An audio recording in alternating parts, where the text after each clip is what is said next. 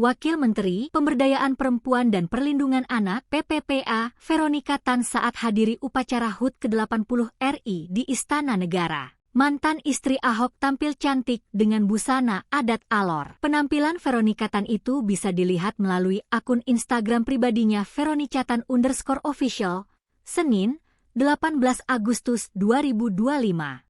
Dalam unggahannya, ia memamerkan penampilannya saat hadiri upacara HUT ke-80 RI. Mantan istri Ahok itu tampil dalam busana adat Alor saat hadiri upacara HUT ke-80 RI. Veronica tampak memakai atasan putih dengan dibalut selendang berwarna hitam dan biru tua, dengan sentuhan warna merah dan putih. Dia tampil anggun memakai baju asal Alor dengan rambut yang disanggul. Ia juga membeberkan alasannya mengenakan busana adat Alor saat menghadiri acara penting kenegaraan itu.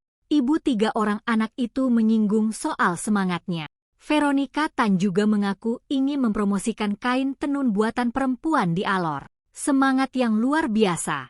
Semangat menurunkan legasi kepada anak cucu mereka, dan juga semangat membangun ekosistem sirkular dari alam kembali ke alam tanpa merusak bumi Indonesia.